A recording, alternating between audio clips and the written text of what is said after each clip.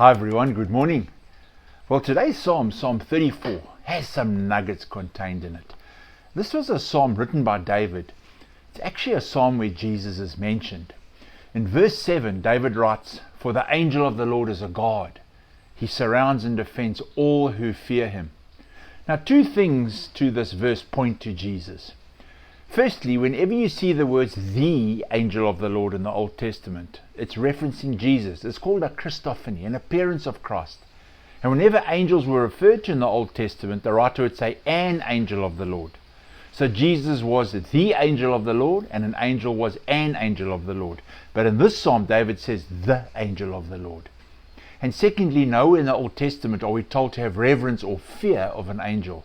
That's reserved for God. And here in verse 7, David says he surrounds and defends all who fear him.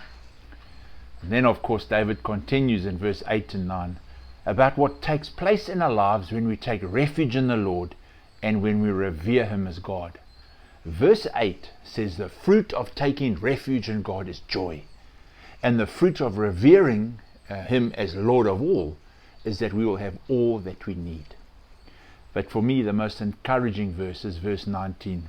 And let me read it. 34, verse 19. The righteous person faces many troubles, but the Lord comes to rescue each time. This verse is uplifting because David reminds us that as believers, righteous people, when we face drama in our lives, we don't need to go into a dark cave and hope to weather the storm.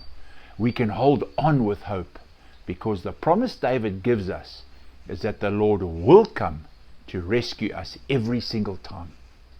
When you and I are facing tough times and someone says, "Hang in there," we can.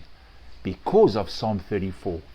We hang in there with the sure hope that God will rescue us from our situation. Amen. It's been wonderful again to share your morning with you. May God bless you today, and I look forward to seeing you again tomorrow morning.